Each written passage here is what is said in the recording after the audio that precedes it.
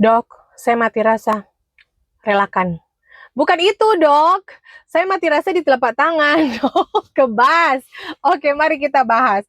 Apakah teman-teman pernah mengalami yang namanya kebas atau mati rasa pada telapak tangan yang menjalar pada jempol, jari telunjuk, jari tengah, dan sebagian jari manis? Jangan-jangan teman-teman mengalami yang namanya carpal tunnel syndrome. Nah, apakah carpal tunnel syndrome itu?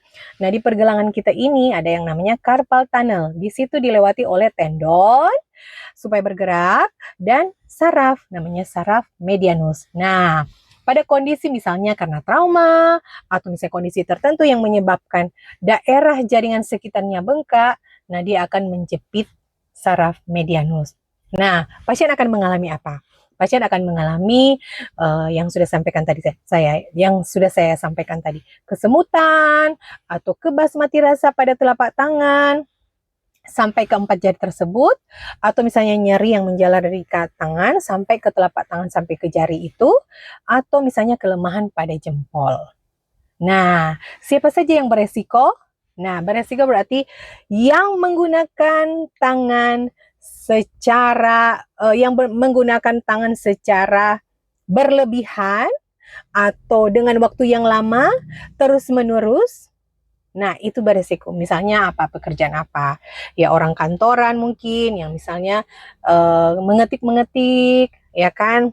Dalam waktu lama, tidak istirahat, atau misalnya orang-orang yang kerja di industri-industri atau perusahaan yang menggunakan tangan, ya karyawan-karyawan, atau uh, yang menggunakan apa, alat-alat yang bergetar, atau misalnya di dapur ibu-ibu, ya, yang masak, potong-potong, atau ngulek, atau misalnya kalau yang atlet misalnya yang menggunakan ini apa, tenis, badminton atau tenis meja, bisa ya beresiko. Atau posisi kita yang saat tidur misalnya begini dan membuat pergelangan kita tertekan. Nah, itu terus-menerus. Jadi kalau terus-menerus dan dalam jangka waktu yang lama ya bisa beresiko yang namanya carpal tunnel syndrome.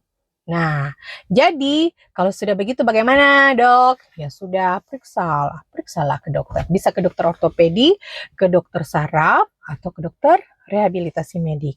Nanti di sana akan dilakukan pemeriksaan. Kalau misalnya membutuhkan pemeriksaan tambahan seperti ke dokter radiologi, bisa mungkin ya di ronsen tangannya, dilihat apakah tulang-tulangnya baik atau tidak, atau misalnya dilihat penyebab yang lain. Atau misalnya bisa dengan USG.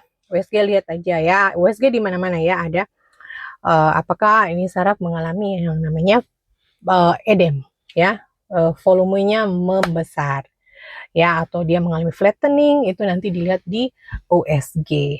Nah, di rumah coba-coba ada namanya Valen test. Jadi kasih lipat tangan seperti ini 90 derajat. Coba kalau sudah begini tahan sampai 30 sampai 60 detik. Kalau misalnya setelah itu teman-teman merasa kebas atau di daerah telapak tangan dan di keempat jari tersebut, ya kemungkinan teman-teman mengalami yang namanya carpal tunnel syndrome. Terus gimana sekarang? Ibu-ibu mau bilang ke bapak-bapak, kata dokter Agrina stop masak. Masak itu beresiko carpal tunnel syndrome. Jadi kita pak gojek saja atau beli saja di warung. Soalnya nanti mama kena carpal tunnel syndrome loh pak. Mau nggak papa mama jadi kena carpal tunnel syndrome? Jangan malas ya ibu-ibu.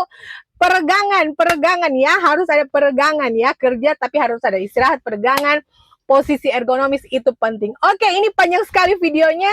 Salam sehat selalu, bye.